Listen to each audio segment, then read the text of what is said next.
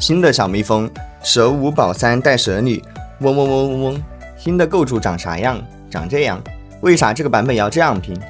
这是小蜜蜂的改动内容。对3小蜜蜂而言，这一次的更新是纯增加了2只冰封以及阵亡时的传递数量，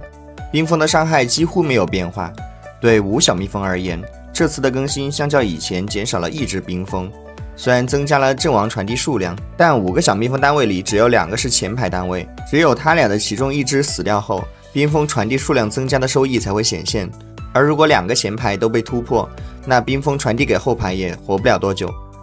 这种传递的收益就几乎可被忽略。冰封伤害的调整影响小于冰封数量的减少。5小蜜蜂的强度是被削弱的，对于7小蜜蜂而言，冰封的开火速率翻倍，弥补了冰封生成数量和传递数量减少的影响。简而言之就是新版本3蜜蜂加强，5蜜蜂削弱，7小蜜蜂加强。所以现在的构筑会更倾向于只开3小蜜蜂，舍弃小法师这张无资源培养的废卡，爽而将增强性调整后的蛇女纳入进来，与炸弹人开2术师，提升团队和 C 位法强。同时波比作为堡垒阿里热退去后的一张相对冷门但又具不俗强度的伊费丹卡，能和蛇女开出2诅咒女巫，这个在前期具有高性价比的羁绊，让这个阵容启动后的强势期比原来的5蜜蜂的构筑更稳定。思路来源和实战表现。NJ 系老在研究完版本更新内容后，将原高蜜蜂搭命运的构筑优化成了本期呈现给大家的这套。我看到新的拼法后，认为这样的搭配顺应版本增强改动，且羁绊卡组费用的结构非常合理。结合对环境的判断以及当晚系老在外服实测的效果，我将它纳入了我的版跟阵容推荐中。这是他用外服大师分段的号把玩测试强度的战绩，大家可以前往论坛原帖看他对于每把对局的分析。我也用自己的号实测感受了一下强度，感觉比上版本玩着还要舒服一些。出装推荐：机器人丹顶推荐狂徒板甲，优秀的奥恩神器有荆棘雕像、无中恨意、激发之匣、生命盔甲。炸弹人1回蓝，1输出加1重伤或2输出。优秀的奥恩神器有魔韵、卢登、中亚。蛇女带功能性装备，比如电刀、减多疑的法系输出装，塔姆带冰甲，3星波比带偷偷。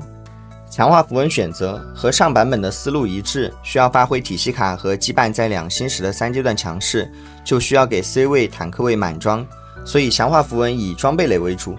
如果遇到电阵攻击的专属是要拿的，电阵攻击、坦度成双、活体断炉、法师的工具箱、大百宝袋。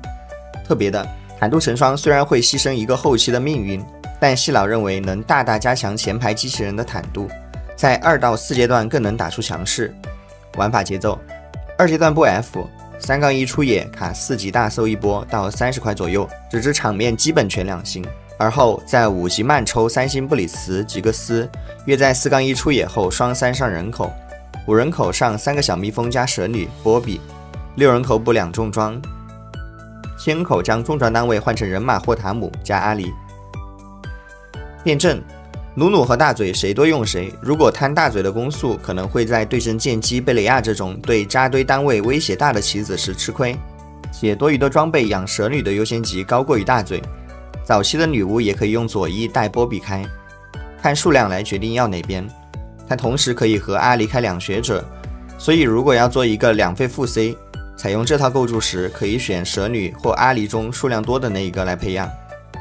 站位方面，上一次教小蜜蜂的时候没聊站位，后来看到超哥的视频才学到的。这个 C 神也有发过视频教学。正常你打的时候就按常规的公式站位就行。机器人单顶居中，前排杂鱼靠右侧，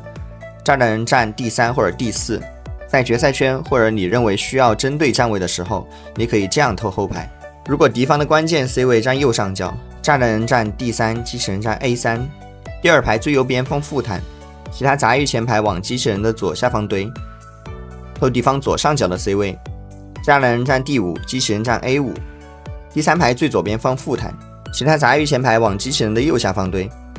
感谢观看，我们下期再见。